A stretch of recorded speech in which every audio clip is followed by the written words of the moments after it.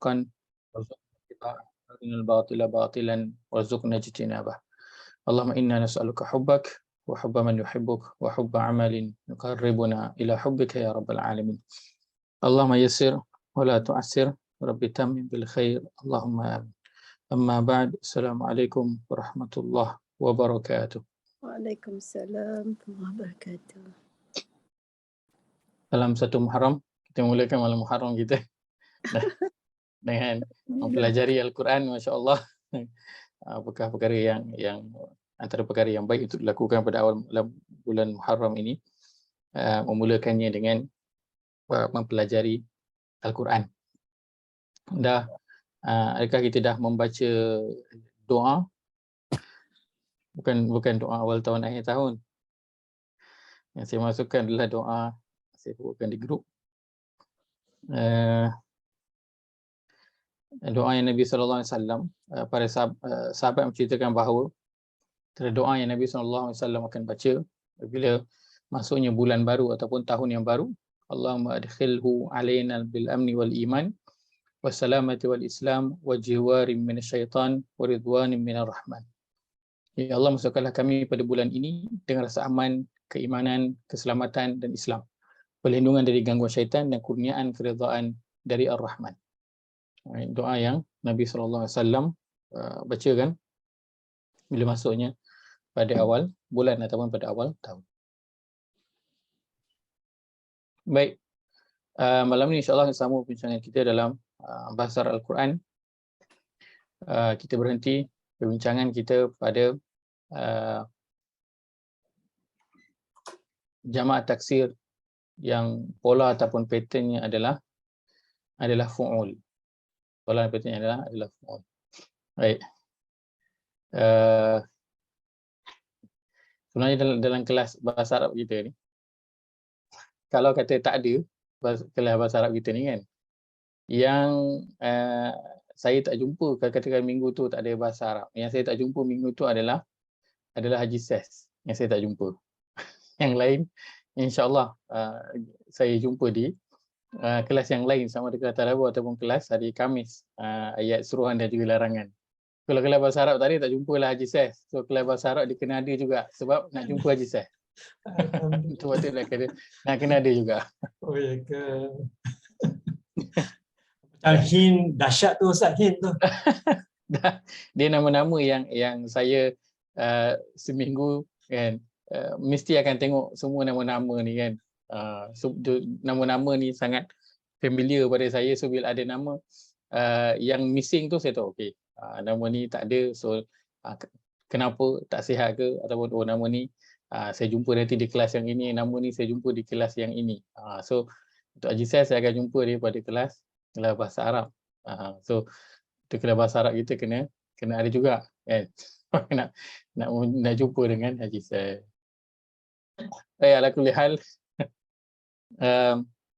seronok untuk saya berada bersama-sama dengan semua. Saya sangat-sangat menghargai sebenarnya pertemuan kita pada setiap minggu, berbincang, mempelajari berkaitan dengan Al-Quran. Itu pertemuan yang sekarang ini dah menjadi satu perkara yang kalau tak buat dia jadi macam tak kena minggu tu. Kalau tak buat dia jadi tak lengkap. Bila tak ada, tak tengok nama-nama ini di online, dia kena tengok nama-nama yang ada ni semua. Minimum seminggu sekali. Baik, kita sedang melihat jama' taksir mengikut pola fu'ul. Satu daripada 4 juga yang sedang kita lihat sekarang ini. Kita sedang nak tengok fi'al, fu'ul, mafa'il dan juga mafa'il tanpa ya. Sekarang kita dah menengok pada fi'al dan sekarang kita sedang melihat pada fu'ul. Kita nak melihat pada fu'ul, perkataan yang ke-7.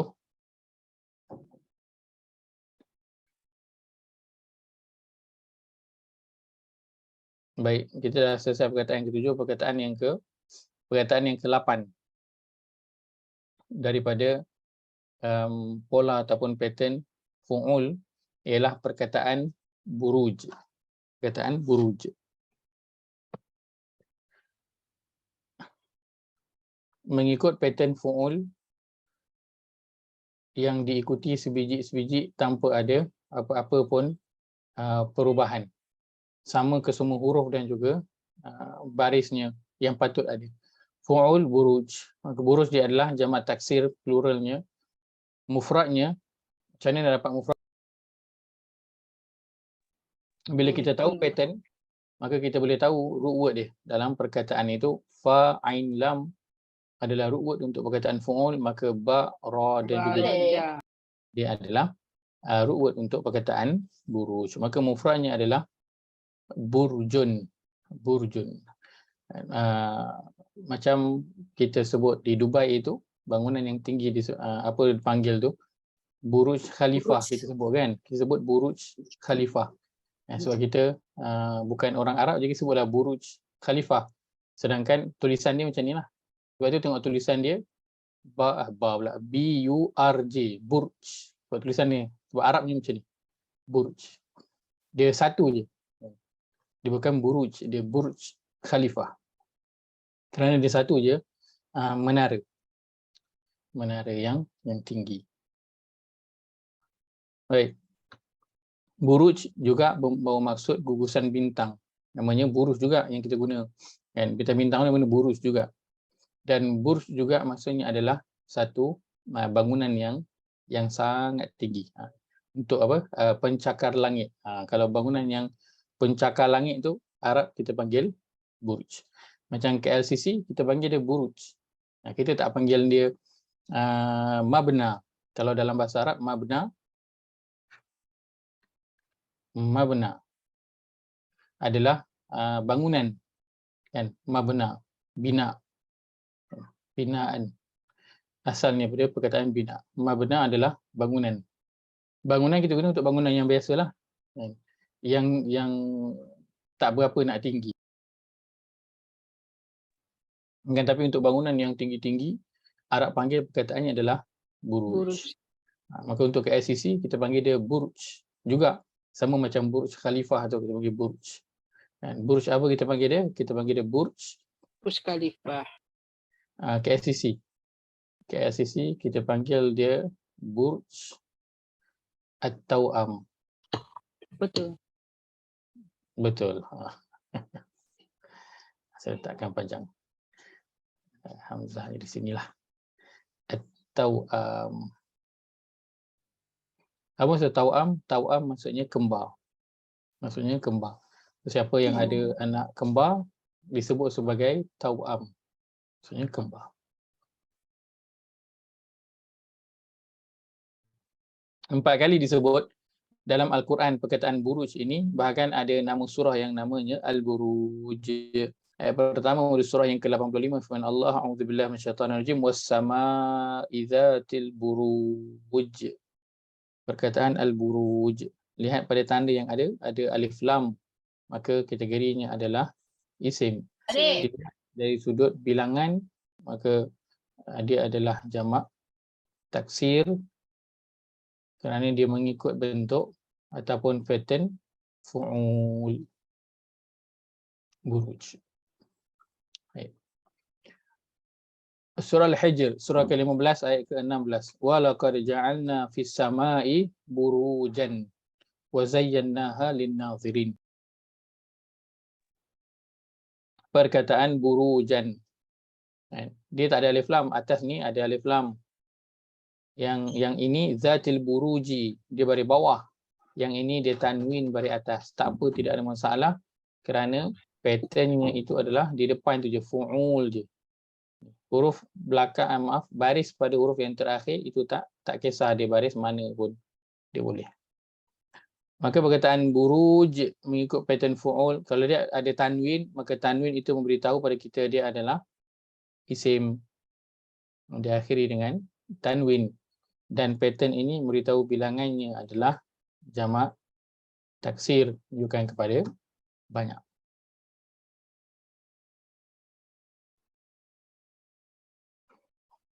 Yang ke-9, perkataannya qu'ud. Bawah kan. qu'ud. Mengikut pattern fu'ul, mufradnya adalah qa'dun. Qa'dun. Baik, qaf ain dal. Singularnya adalah qa'dun. Apa maksud qa'dun? Qa'dun maksudnya duduk. Dia lebih kurang dalam bahasa Arab kita selalu guna apa? Perkataan jalasa kan? Jalasa. Maka digunakan perkataan jalasa juga duduk. Qa'ada juga maksudnya adalah duduk juga dalam bahasa Arab. Terjemahan kita letakkan duduk sama. Jalasa dan juga qa'ada duduk. Perkataan jalasa kita biasa guna. Kita biasa guna jalasa. Kita jarang guna qa'ada. Jarang guna qa'ada. Itu kalau belajar bahasa Arab untuk sembang, inilah antara perkataan awal kita. Ana ajlis. Saya duduk. Jalastu. Saya telah duduk. Jarang guna perkataan qa'ada. Dalam terjemahan, kedua-dua maknanya adalah duduk, tapi apakah beza antara keduanya? Kalau dalam dia sudut bahasa Arab, penggunaannya secara detail. Sebab kadang Arab dia semua diguna jalasa. Arab pun jarang guna qa'ada juga. Selalu guna jalasa. Tapi dalam hadis Nabi membezakan antara dua perkataan ni. Nabi tak membezakanlah, tapi Nabi guna pada situasi yang berbeza. Maka ulama bahasa bila dia nak ambil apa beza jalasa dan qa'ada, dia tengok penggunaannya dalam Quran. Dia tengok tak ada, dia tengok penggunaannya dalam hadis. Nabi guna yang macam mana. Dalam hadis satu hari Nabi SAW bersama dengan Abu Hurairah memberi minum laban kepada ahli Suffah. Setelah dah habis, Abu Hurairah bawa kepada setiap orang ahli Suffah itu laban bekas itu, bagi habis semua minum. Maka Abu Hurairah bawa semula sebekas laban itu kepada Nabi SAW. Lalu Nabi kata, wahai Abu Hurairah, sekarang yang tinggal hanya engkau dengan aku je yang belum lagi minum. Maka Nabi kata pada Abu Hurairah, uq'ud fashrab. Nabi gunakan perkataan qa'ada, uq'ud. Dan keadaan ketika itu ialah Abu Hurairah tengah berdiri dan Nabi suruh duduk. Maka qa'ada digunakan untuk seorang yang dia sedang berdiri kemudian disuruh duduk. Perkataan jalasa pula nak guna bila? Maksudnya duduk Majlis juga. tak, Sat? Ha? Majlis tak? Dalam majlis orang semua duduk. Memang kata majlis tu daripada jalasa, betul? Dekat-dekat Perkataan je. majlis memang daripada jalasa. Diambil daripada jalasa. Waktu majlis itu jalasa, waktu majlis orang yang tempat orang apa? Duduk. Kan memang kan?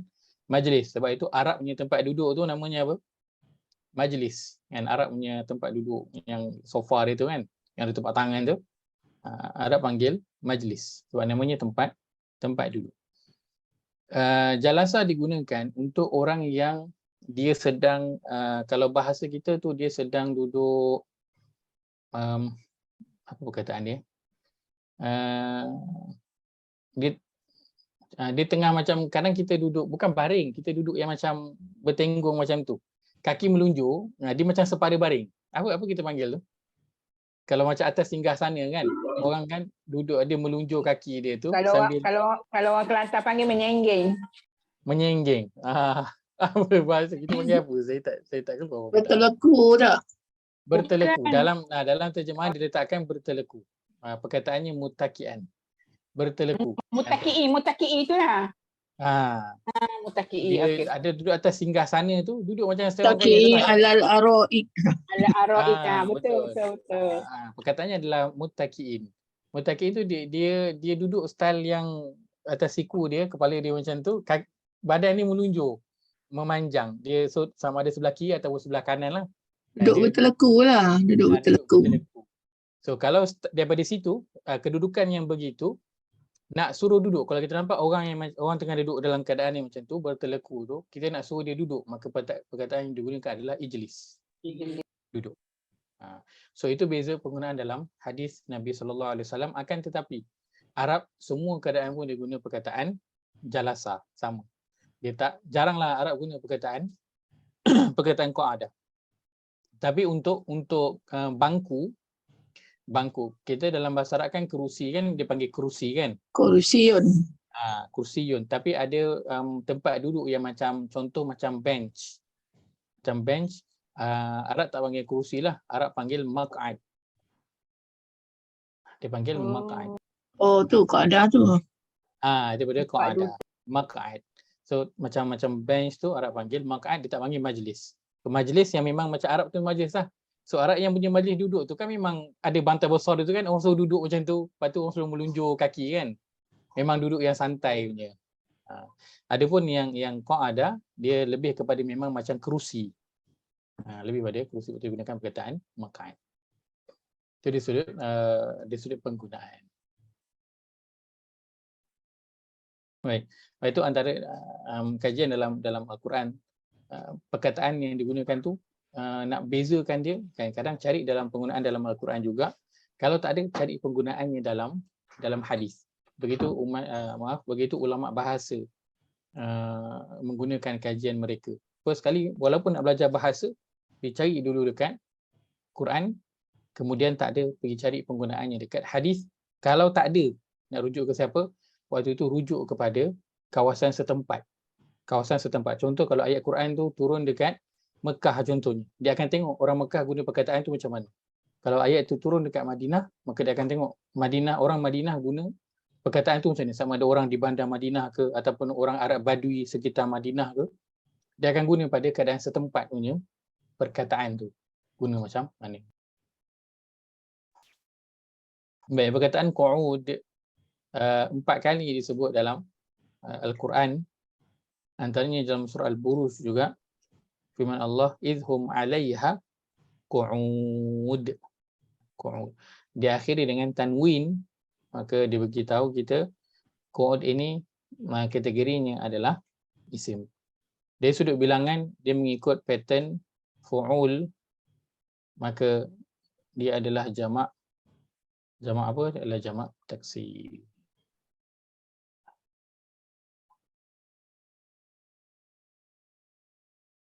Mana kena hafal dia punya tu.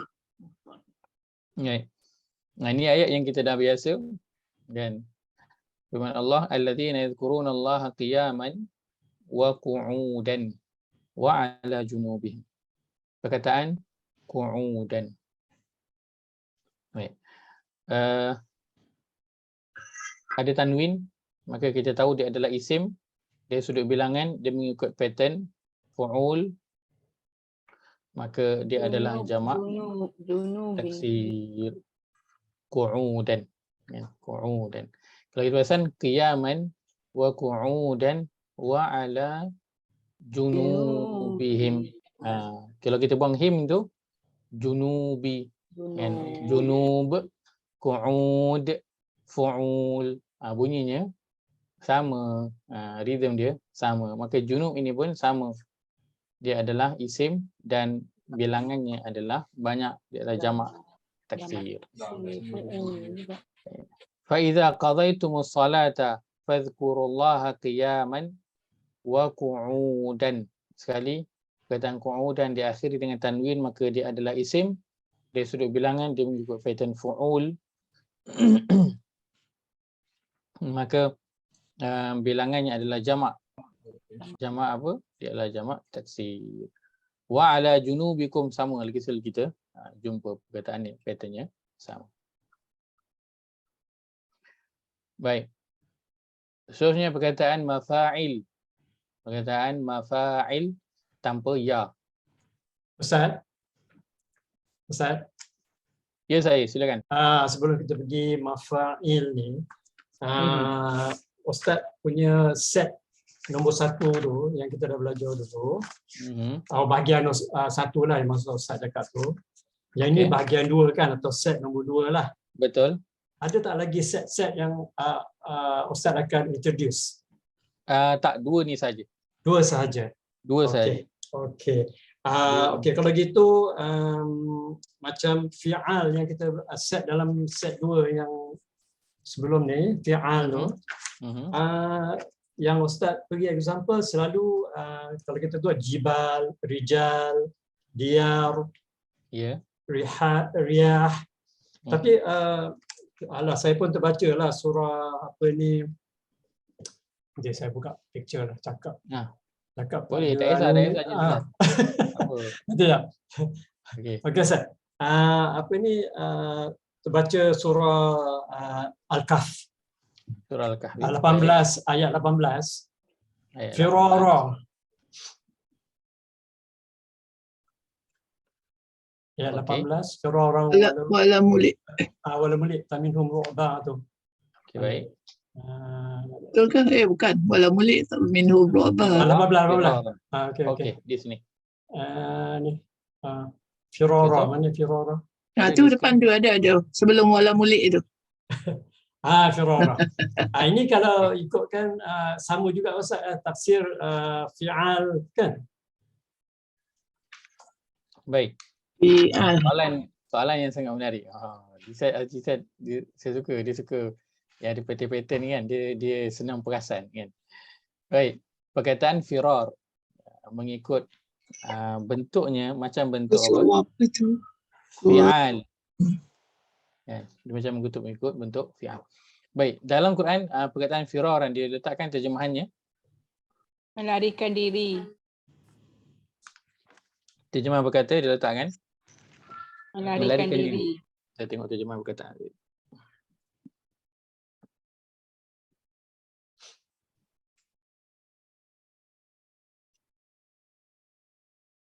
Firaran, melarikan diri. Okay.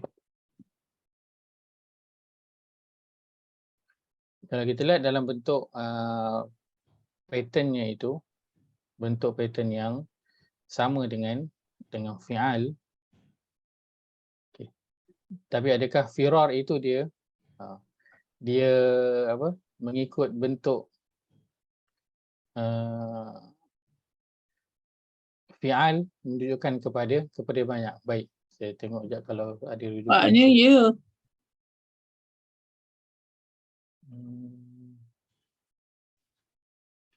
Lawalaita minhum firaran. Okey, sebentar. Ro alif ain iro alif tanwin. Betul, ikut pattern dia memang sebiji. Ikut dia pattern fi'al. pattern. Sama patternnya. Saya nak kongsikan daripada kitab ni. Kalau kata saya boleh nampakkan. Okay. Isim ke? Tak isim ke? Dia memang isim. Okey. Sebab tanwin ujung. Okey, baik. Okey. Ya, Perkataan firaran mengikut kepada pattern fi'al. Terjemahannya adalah melarikan diri. Asalnya dia adalah pada perkataan farra. Farra tu maksud dia melarikan diri. Mereka ini juga bentuknya jamak. So kalau kita lihat pada konteks ayatnya, dia tengah cerita tentang Orang yang dalam gua. Orang yang dalam gua, dan kata ganti nama yang digunakan ialah Mereka. Bukan, dia kata jika kamu menyaksikan mereka, tentu kamu akan berpaling melarikan diri. Maknanya yang berpaling melarikan diri itu kamu lah tak? Orang yang menyaksikan lah firara tu tak? Engkau lah. Engkau melarikan diri. Orang yang menyaksikan tu lah. Yalah, orang yang menyaksikan diri. Dia menyaksikan tu lah yang melarikan diri. Betul. Orang yang tidur tak boleh lari ya. Sebentar, saya buka terjemahan. Aduh. Ayat 18. Okey. Dan engkau sangka mereka sedar pada mereka tidur, dan kami balik-balikkan mereka dalam tidurnya ke sebelah kanan, sebelah kiri, dalam mereka berdua lelaki itu. Jika engkau melihat mereka. Itu daripada terjemahannya bermula daripada lawit tala'ta alaihim. Jika engkau melihat mereka. Lawallaita minhum, tentulah engkau akan berpaling daripada mereka firaran. Baik. Sini letakkan melarikan. Tak pula ya. Okey. Dia pakai ta pula ya Ustaz. Tapi dia dalam terjemahan kamu boleh lebih daripada seorang. Betul? Kalau engkau seorang aja lah kan. Okay. Tapi ta tu. Talak tak alaihim. Tolak tak alaihim. Okay. Saya kongsikan ini. Okay. Jangan tengok skrin sangat, takut nanti pening. Okay. Kita cari huruf fa dan juga ra. Apa benda ni Ustaz? Ni kamus Kak. Ni kamus. Okey. Kalau Wow. tengok di sini, asal perkataannya adalah apa? Diberi anjing Kita ada anjing. perkataan Farro tu. Kita ada perkataan farra. Terjemahnya apa? Lari ataupun melarikan Larikan diri. Okey. Perkataannya adalah farra. Dia punya madhi. Mudhari'nya yafirru. Macam mana tahu dia letakkan sini baris bawah. Farra yafirru. Baik. So madhi mudhari'. Kemudian dia akan letakkan dia punya masdar ataupun kita sebut sebagai kata terbitan. Firara. Apa kata terbitan untuk farra? Dia ada farran wa firaran. Dia ada dua. Farran wa firaran. Baik. Maka dalam ayat ke-18 yang ditanya oleh Haji Sas, perkataan firaran itu adalah kata terbitan untuk perkataan farra. Masdar ya? Dia ada masdar.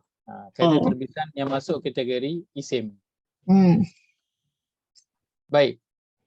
Maka dia bukan masuk dalam kategori jamak, dia masuk dalam kategori kata terbitan ataupun isim. Baik. Kenapa jadi begitu? Bentuknya sama. Dalam bahasa Bentuknya Arab sama. ada masdar nanti yang bentuknya itu sama dengan bentuk pattern dalam jamak taksir. Bentuknya ada yang sama. Tapi kenapa Ustaz tak beritahu awal? Kenapa saya tak beritahu awal? Sebab kalau saya beritahu nanti dia orang akan lagi pening. Sebab kita nak fokus pada jamak taksir pun dia punya pattern hanya 8 pun mungkin kita rasa sedikit mencabar. Ini kan pula kalau saya kata ada kata terbitan ataupun masdar yang pattern sama dengan jamak taksir, maka kita akan lagilah rasa takut tengok kepada jamak taksir. Okey Ustaz, tapi ada tak firar, fara, alif, ra? Ada ni fara, alif, ra, fara, alif, ra, firar. Itu macam pattern juga tu kan? Dia betul, maka perkataan firar ini ataupun firaran dia sama mengikut pattern fi'al, sama. Patternnya sama dengan pattern fi'al pada jamak taksir itu, sama pattern. Tapi dia bukan jamak taksir. Tapi dia bukan jamak taksir. Kenapa? Kerana ada perkataan yang dalam masdar yang kebetulan bentuknya itu sama dengan bentuk jamak taksir, pattern jamak taksir. Dia ada perkataan yang kebetulan bentuknya sama dengan bentuk jamak taksir. Jadi macam mana nak tahu? Pertama, tengok terjemahan lah. Kan? Macam cerita ada. Yang kedua, dengan tengok kamus. So, kita akan tahu. Daripada ruwet itu, kita akan boleh tengok dia punya kata terbitan itu. Mengikut ayat ni, kalau prakata, semua pakai engkau. Tapi kalau makna translation tu, ayat-ayat tu dia guna kamu. So kamu, tapi kalau kita tengok dalam teks Arabnya digunakan ta kan, maksudnya anta, seorang lah, bukan untuk ramai kan. Cuma terjemahan kita seorang pun digunakan kamu juga, mengelirukan sikit lah. Tapi kalau teks Arabnya digunakan anta, engkau menunjukkan kepada sebab seorang. dia bercakap dengan Nabi Muhammad kan. Allah bercakap dengan Nabi Muhammad kan. Betul. That's why dia sebut engkau. Betul. Apa rasa engkau tu Nabi Muhammad? Sebab itu firaran di situ dia bukan dalam bentuk jamak lah. Kan dia adalah barulah faham. terbitan. Dia adalah kata orang yang translate ni lah silap ni, dia pakai kamu. Dia tak boleh pakai kamu. Sebab kalau guna engkau, dia kena engkau lah. Sepatutnya kena engkau. Tapi siapa yang akan menghargai terjemahan engkau dan juga kamu yang perlu dibezakan ni? Kita kan? Yang menghargainya adalah orang yang belajar bahasa Arab. Tapi tak kalau juga. Orang yang tak belajar bahasa Arab, dia rasa benda tu tak ada apa masalah pun sebab cerita tu sampai. makna itu sampai. Sebab itu bila kita dah mula belajar bahasa, kita akan mula menghargai perkataan yang digunakan itu hatta dalam terjemahan. Kan? Tapi tak, Kerana dia mengelirukan kita. Tapi tak juga Ustaz, ada lagi prakata yang lawalaita minhum tu, tentu kamu berpaling kata daripada mereka. Kamu pula prakata. Kau lah tu. Mana orang ni? Mana orang ni buat Tapi kalau kita tak belajar bahasa Arab, kita tak tahu pun kan, kita tak perasan pun sebab kita dah belajar, itu kita perasan. Sebab itu terjemahan tu itu yang apa? Kita akan menghargai hatta terjemahan dan sebab tu kita kena faham prakata kitab lain pula lah. dia nak bagi ayat tu bunyinya sedap. Sebab bila kita guna engkau, bunyinya macam lebih kasar berbanding kalau kita guna kamu lembut lagi. Kamu. Itulah. Lagi sebab saya tanya tadi dua set je ni. Tapi kalau selalu kita baca fu'ulu, rusulu. Jamak pada rasul kan. Betul. Yang itu saya pun tengok kalau saya buat search banyak Ustaz rusulu. Betul. Pattern yang itu. Betul, pattern tu saya tak masukkan kerana penggunaannya. Okey, saya tuliskan. Okay. Tak apa Ustaz, tanya aja. Bagus soalan tu. Haji Zah tanya perkataan, kita bila jumpa perkataan rusul. Rusulun contohnya. Terjemahannya adalah rasul-rasul. Kan? Ataupun para rasul. Yang bakunya adalah para rasul lah. Dan dalam Quran kita jumpa. Kat mana kita jumpa? Pada Rasulun Mubin. Pada penghujung antaranya penghujung surah Al-Baqarah tu.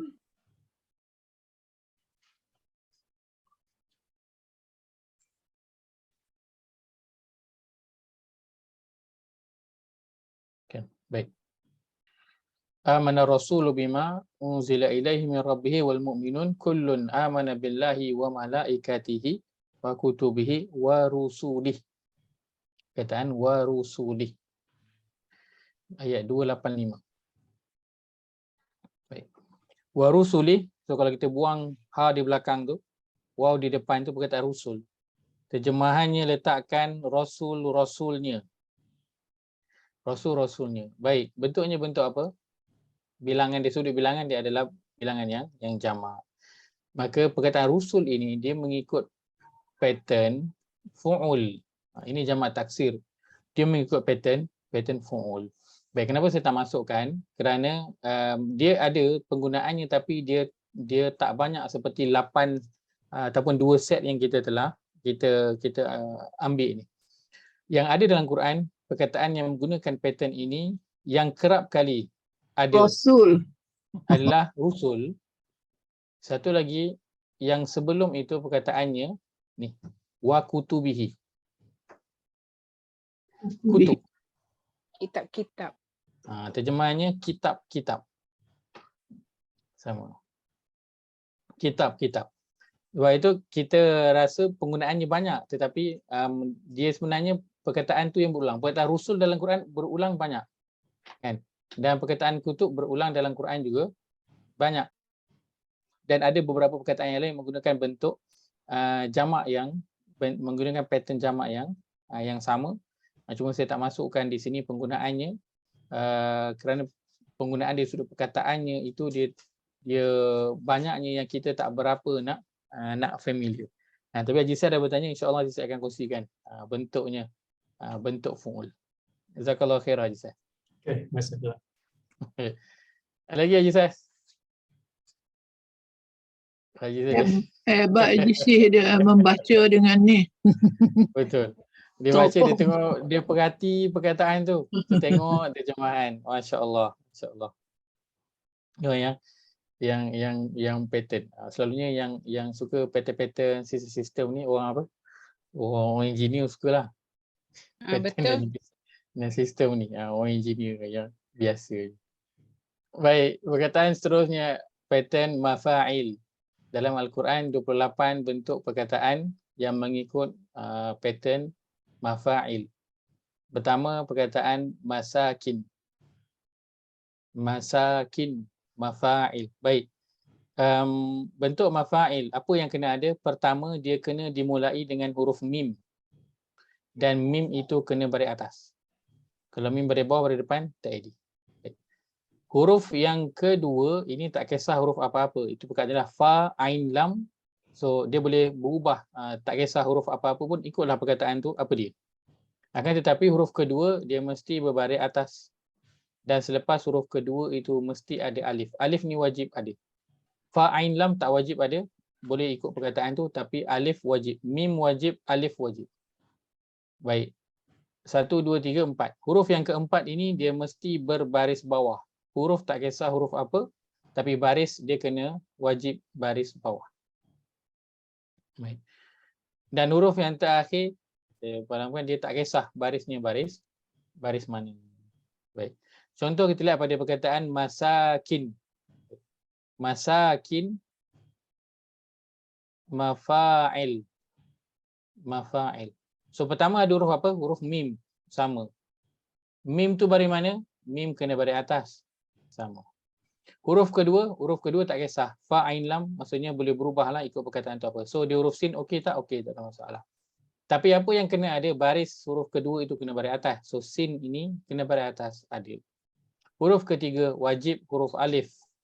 So huruf ketiga di sini adalah huruf alif. Huruf keempat tak kisah apa tapi barisnya kena baris bawah. So di sini adalah huruf kaf dan barisnya itu baris bawah. Huruf yang terakhir bebas tak kisah baris apa. Baik, maka daripada perkataan masakin kita nak cari dia punya root word dia. Nak cari apa? Carilah fa, ain, lam. So sin, kaf, nun adalah dia punya root word dia. Root word dia. Baik, masakin adalah dia punya jamak. Mufrad ataupun singularnya adalah maskan. Adalah maskan. Sakin. Orang Indonesia panggil sakin. Sakin. Sakin tu Sakin penting. maksudnya apa orang Indonesia Penting sebut? kot. Penting kot. Kalau sakin orang Indonesia maksudkan apa Chandra? Penting rasanya lah. Penting. Rasanya. Oh, yang selalu digunakan sangking. Sakin. Sangking. Saking ke sangking ke tak? Sangking. Sesuatu yang sangat-sangat. Ustaz Adi Hidayat selalu sebut. Betul. Ustaz Adi Hidayat, Ustaz Khalid Basalamah, Syafiq Ridha Basalamah semua guna sangking. Sangking pentingnya dia guna sangking. Okey. 11 kali perkataan masakin ini disebut dalam Al-Quran. Baik, apakah maksud masakin? Miskin lah. Tahap. Baik. Maksud masakin adalah tempat tinggal. Oh, tinggal. Ingat miskin. Tempat tinggal. Wal masakin awah tu. Wal masakin itu kejap lagi kita akan tengok tulisannya sama. Bezanya apa? Bezanya dia ada ya. Bentuknya masakin. So lain maknanya. Orang miskin. Itu yang saya ingat tadi, rupanya salah. So bunyinya lebih kurang sama kan? Bezanya huruf ya aje. Satu masakin, satu masakin. So untuk orang miskin masakin ada ya. Untuk tempat tinggal maskan. Lepas tu kalau mufrad untuk masakin apa? Miskin. Ya tu dia maintain ada dekat situ. Miskin. So masakin adalah tempat tinggal. Ya, wasakantum fi masakinil ladzina zalamu anfusahum. Perkataan masakin dalam Al-Quran beginilah tulisan dia. Apa dia? Alif yang besar itu ditulis jadi alif kecil.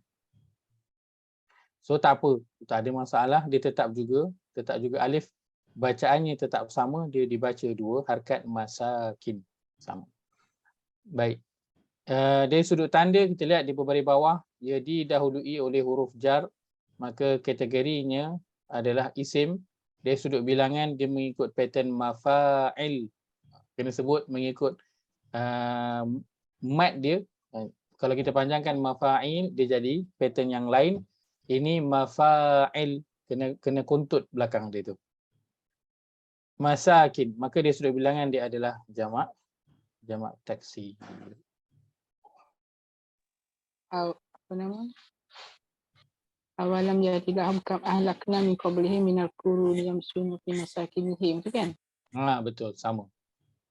La tarkudu warji'u ila ma utriftum fihi wa masakinikum. Baik, ini dia bersambung dengan dhamir yang berada di belakang. So nak buat apa? Potongkan dhamir kum itu, maka tinggallah masakin sahaja. Kita sama dia diakhiri dengan baris bawah, maka kategori besarnya dia adalah isim. Baik, dari sudut bilangan dia mengikut pattern mafa'il, maka dia adalah jamak taksir. Afalam yahdilahum kam ahlakna qablahum minal quruni Yamshu fi masakinihim. Tapi ini toha bukan kata Ini gada. dia Sajadah sama lah. dengan dhamir im juga. Sama sajadah. Sama dengan surah sajadah. Baik. Maka kategori besarnya dia adalah isim, tandanya baris bawah dan juga ada huruf jar. Dari sudut bilangan dia adalah jamak taksir mengikut pattern masakin. Baik, perkataan al-qurun. Rasa-rasa ada ikut pattern? Uul. Aful. Apa dia? Aful. Aful. Pattern apa tu? Apa tu? Dia ikut pattern apa? Kurun ikut pattern apa? Kuru mafu'ul. Mafu'ul. Senang je nak cari pattern dia. Masukkan je. Fu'ul. Patternnya fu'ul. Kurun patternnya fu'ul. So dia adalah jamak taksir. Mufrad dia apa? Fa'in lam qaf ra nun. So qaf ra nun. Qarn. Ni yang kita panggil kurun-kurun, inilah dia. Kita panggil kurun itu mengikut bentuk jamak. Kurun. Mufrad dia adalah qarn. Perkataan yang maksudnya adalah kurun. Umat. Perkataan kedua manafi'. Manafi'. Mengikut pattern mafa'il. Sebiji semua dia ikut. Manafi', mafa'il. Mufradnya adalah manfa'ah. Manfaat. Bahasa Manfaat Melayu ya Ustaz? manfaat, betul. Dan memang jadi bahasa kita dah manfaat. Manfaat sama. Orang Arab ambil daripada kita. Perkataan manfaat. Jamaknya adalah manafi'. 8 kali disebut dalam Al-Quran. Wal an'ama khalaqaha lakum fiha dif'un wa manafi'. Baik. Alif tulisannya dalam Quran, alif itu ditulis kecil, tak apa. Bacaannya masih sama. Manafi' mengikut bentuk mafa'il. Maka manafi' ini kategorinya adalah jamak taksir mengikut pattern mafa'il, maksudnya manfaat.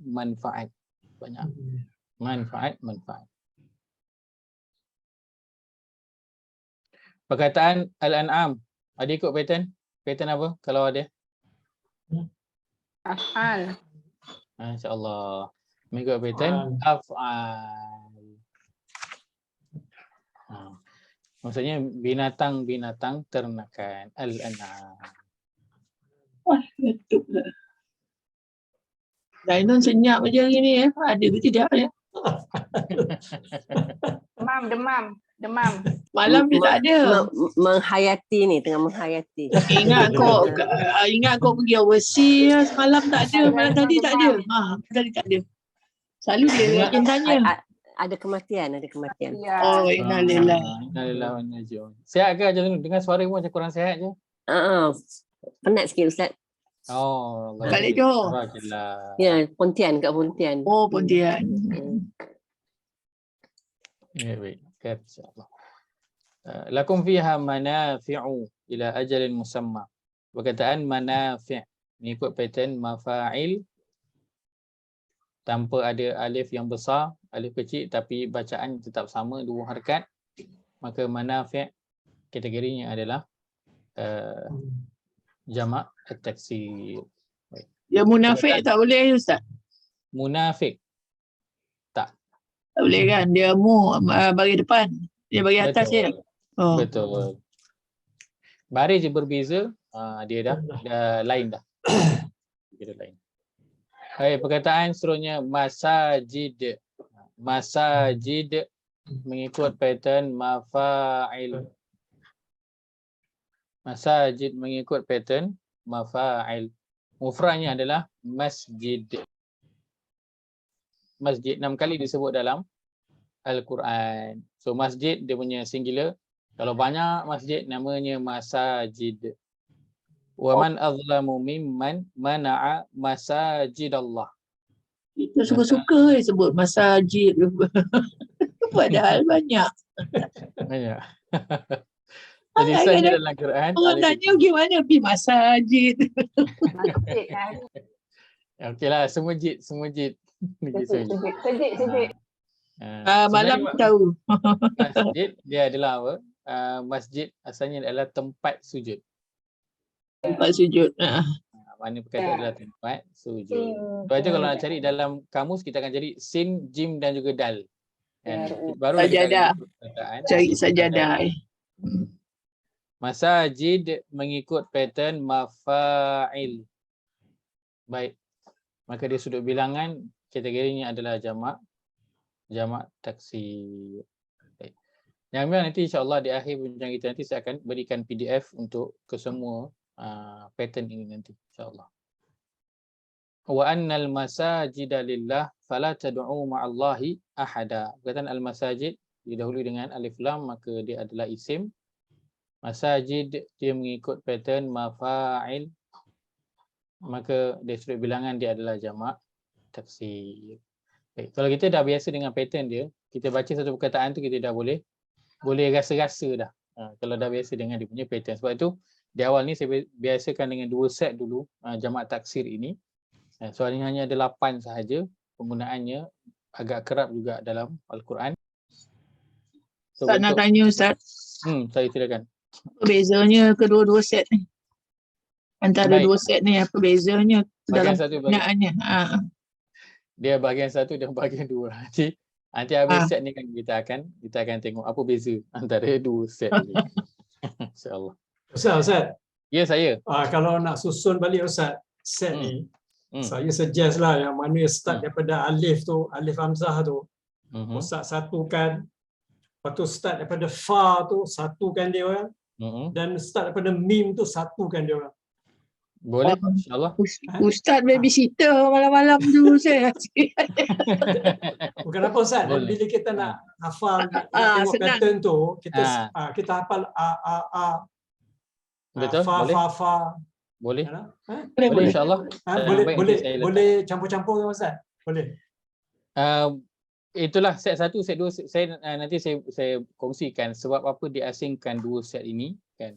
So nanti bila kita dah tahu, nanti bila saya bagi set yang campur macam Haji saya sebutkan tu, mula dengan hamzah, fa dan juga mim, so nanti kita boleh agak-agaklah apakah beza di antara kedua-dua ni, set 1 dan juga set yang kedua. Dia tak banyak pun, so kalau nak campur pun okey je.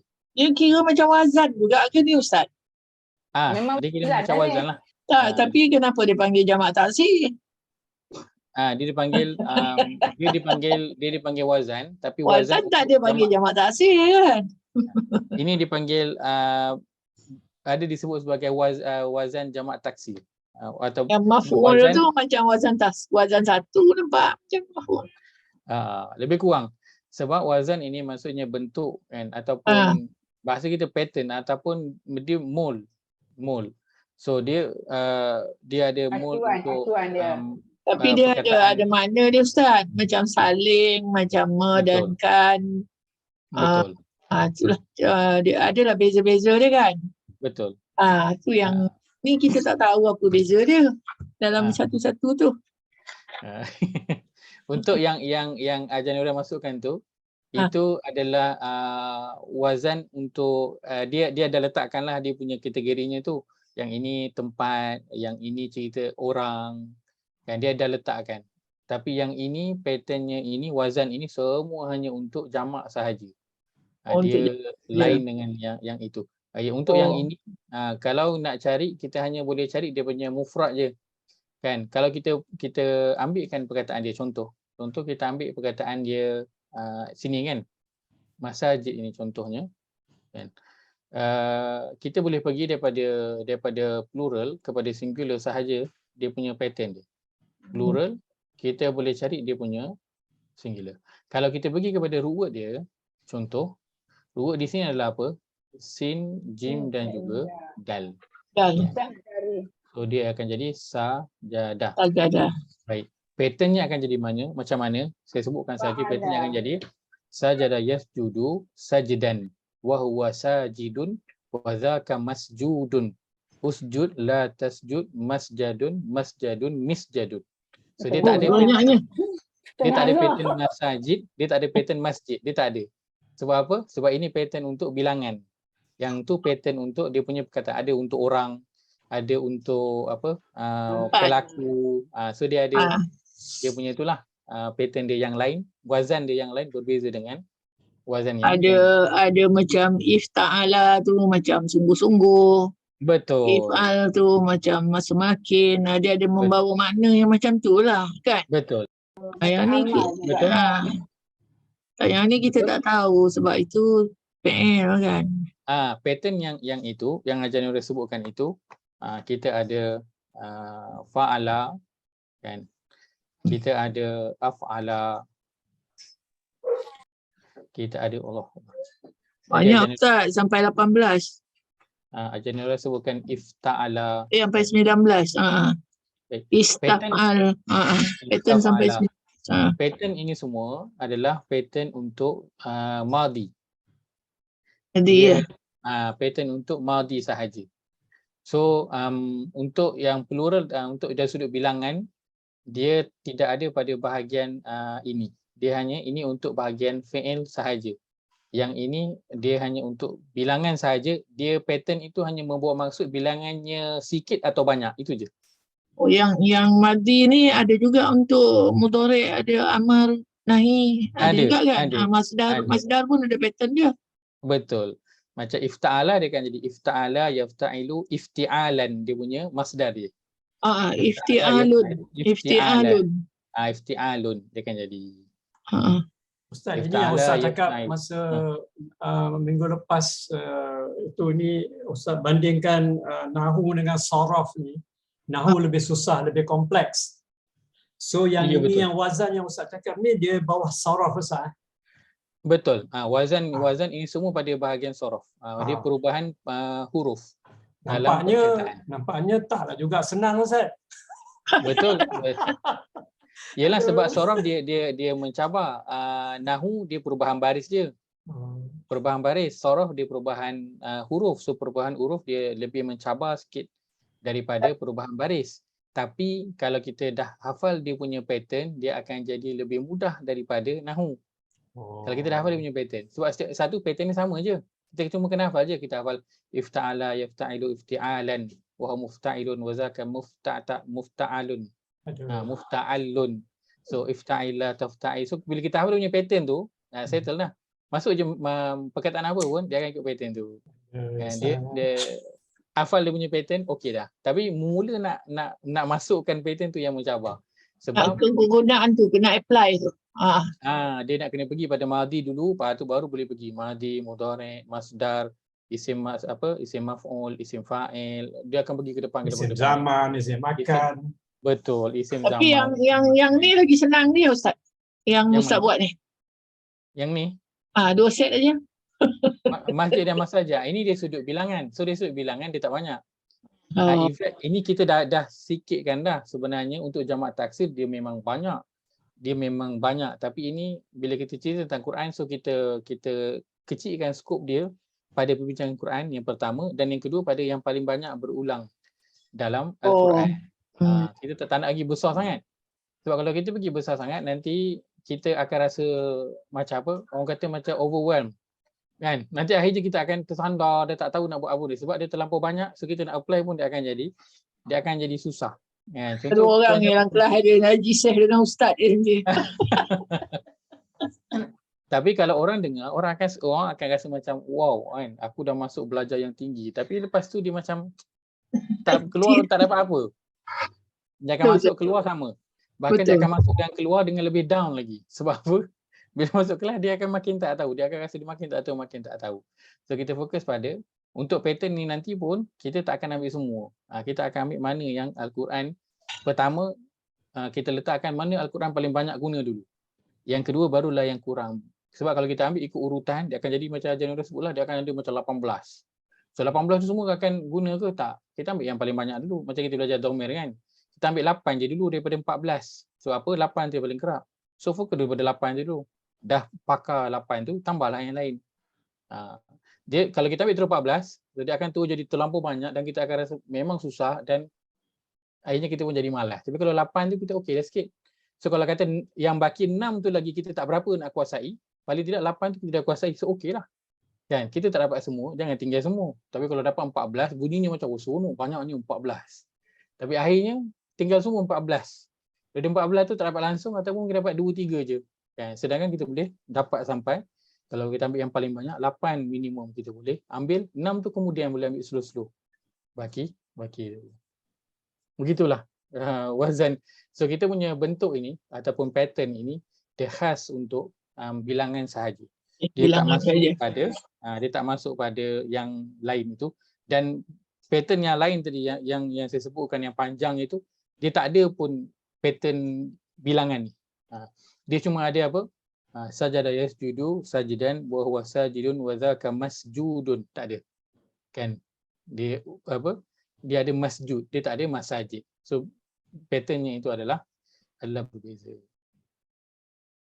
Baik. Yang mungkin akan ada sama tadilah macam Aziz saya sebutkan tadi. Ada bentuk masdar yang kadang-kadang dia sama dengan pattern dari sudut jamak. Itu je. Tapi dari sudut yang memang exactly sama dia tak ada kecuali pada perkataan yang tertentu sahaja. Wallahu a'lam. Ustaz. Kalau kita dengar banyak kita akan tu macam banyaknya kita pun jadi macam malas nak belajar sebab terlampau banyak. Sedangkan semua tu kita tak pakai semua pun. Kan tak pakai semua. Macam kita belajar waktu sekolah rendah, sekolah menengah kan berapa banyak subjek kita belajar. Semua kerja tak pakai. Tapi kerja tak pakai pun. AdMat ni kan. Ada ke semua orang pakai AdMat? Orang tak pakai pun AdMat tu. Belajar dah banyak kan biologi dan sains tu kita belajar. Akhirnya kita tak pakai. Kan kita akan fokus je pada apa yang kita nak. Tapi waktu belajar tu kita rasa macam ni perasaan tu rasa susah. Banyak kali rasa down, nak masuk exam takut, tengok kawan-kawan lulus, tengok kawan-kawan boleh jawab, tengok kawan-kawan tahu, kita rasa down. Kesian pada kalau kita tengok diri kita balik, kita kesian aku dulu. Baik aku fokus pada apa yang kita nak pergi je. Yang kita nak apa nak pakai je kan, lebih baik yang begitu. So untuk ini kita tak nak ulang kesilapan yang lama, kita fokus pada apa yang kita nak pakai je. Biarlah orang kata kau belajar Dhamir 8 apa benda, orang 14 kau belajar 8. Biarlah kita belajar 8 je, tapi 8 itu kita betul-betul kuasai dan kita boleh apply waktu kita baca Al-Quran. Baik. Ini antara pengalaman kalau siapa yang tengok dalam L1 kan kita ada grup L1 kan. Itu grup baru yang kita baru buat asas bermula balik pada mula. Salah seorang peserta kat situ ada namanya Mulyani. Saya rasa Januari aku kenal nama dia Mulyani. Dalam grup itu juga ada kawan 2 orang 3 orang kawan dia yang dia ajak sekali masuk kelas. Yang kawan dia tu sebelum ni dah pernah masuk kos belajar bahasa Arab banyaklah.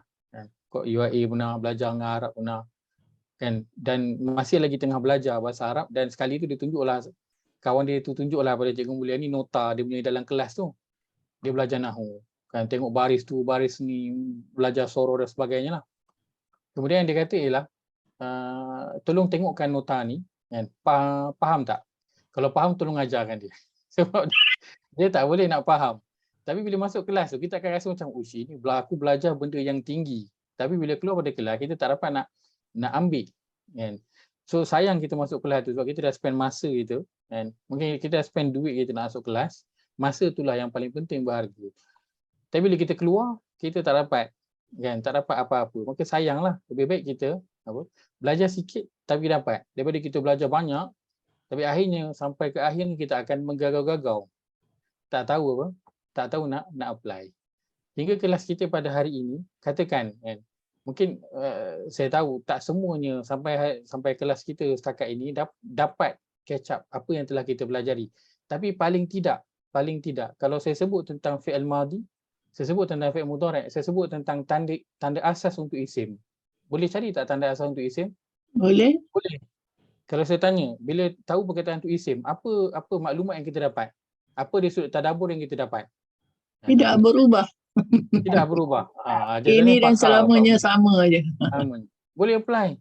Kan bila kita dapat something yang kita kenal dan kita boleh apply waktu kita baca Quran. Begitu juga madhi dan mudhari'.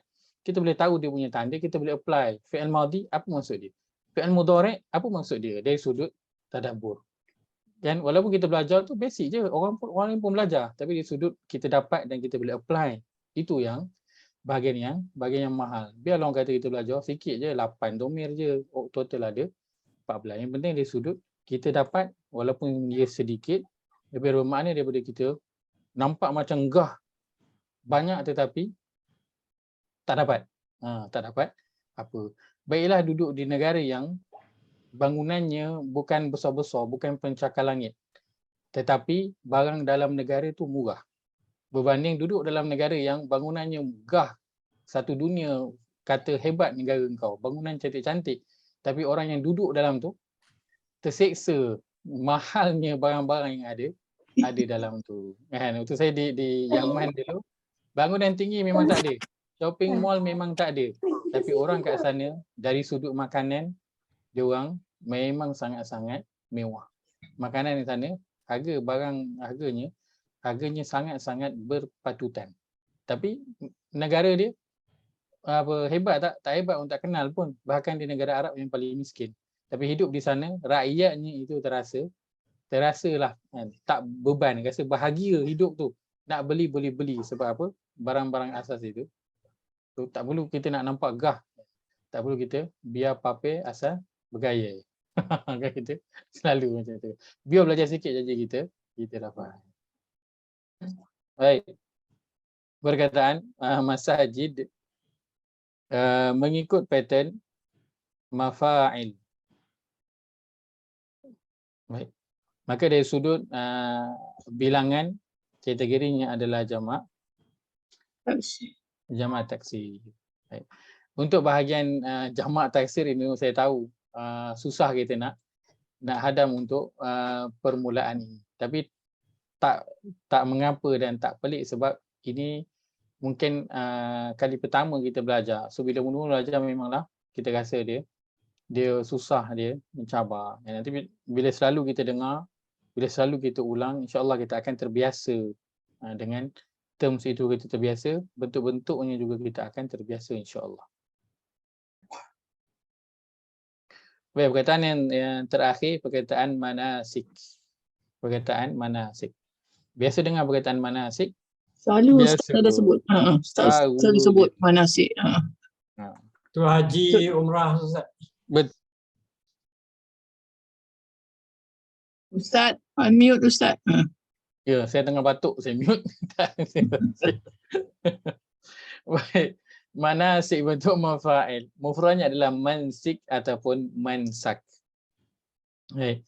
Kita gunakan manasik. Sebenarnya manasik bentuknya adalah bentuk jamak.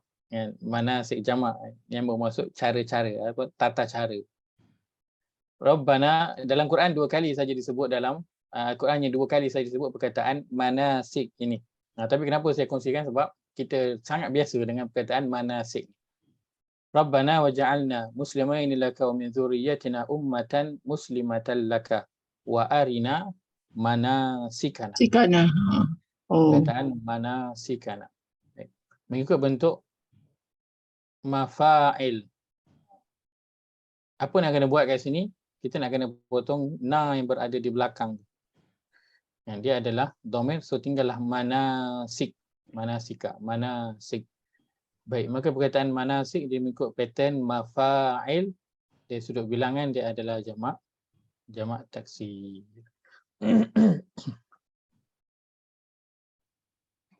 Fa idza qadaitum manasikakum fadhkurullaha kadzikrikum aba'akum. Perkataan manasikakum, pertama nak buat apa? Potong dulu kum yang berada di belakang tu. Tinggallah perkataan manasik dengan mim yang bersabdu, tak apa, tak ada masalah, dia tak mengganggu makna ataupun kategori perkataan. Dia mengikut pattern mafa'il, sebiji semua sama dengan mim di depan dengan alif yang berada di tengah dan juga barisnya semuanya sama. Maka kategorinya adalah jamak. Jamak apa? Dia adalah jamak at-taksir. Inilah dua saja perkataan manasik yang digunakan dalam Al-Quran. Baik. Kita baca sekali itu insya-Allah. Boleh? Beberapa perkataan lagi. Kemudian kita ada pattern yang terakhir, mafa'il, insya-Allah. Baik, ada soalan? Ada yang nak tanya? Tak ada? Sebab tak tahu nak tanya apa pun tak tahu nak tanya. Kan? Tak apa, tak ada masalah. Saya tahu bahagian ni memang bahagian yang kita pun blur. Mungkin sedikit blur kat sini kan apa benda. Tapi tak apa, insya-Allah di pengenalan permulaan untuk bahagian jamak taksir dan kita khususkan dalam Al-Quran. Nanti insya-Allah kita selalu tengok pattern-pattern dia itu. Nanti insya-Allah kita akan biasa kerana itulah dia pattern-pattern yang berulang pun dalam Al-Quran. Nanti boleh cuba cari dalam, lepas kita habis nanti boleh try dalam surah yang biasa kita baca, surah Al-Mulk, surah As-Sajdah, surah Yasin, surah Al-Kahfi, surah Al-Waqi'ah. Yang kita biasa surah Al-Insan. Kita masukkan, cari bentuk-bentuk jamak taksir yang ada dalam surah-surah yang kita biasa. So bila kita biasa baca nanti kan, bila kita baca surah Al-Mulk contohnya kan, so bila kita jumpa tu kita okey ingat ini pattern untuk jamak. Ini pattern untuk jamak, so kita bolehlah ingat kan dia punya bentuk-bentuk. Ada tak bentuk jamak-jamak kat dalam surah Al-Mulk? Sudah pasti ada. Yang mungkin jamak muannas salim, mungkin jamak muzakkar salim, mungkin juga dalam bentuk jamak jamak at-taksir. Banyak ada kan. Kita habis ni kita boleh lihat. Ni pada ayat ke-10 ni, ayat ke-5 ni. Ni bentuk jamak banyak ada kat sini tapi belum kita ambil lagi lah pattern dia. Kita ambil nanti. Masabih tu ada tu Ustaz. Kita ada masabih kan. Untuk mengikut apa? Mafa'il tadi.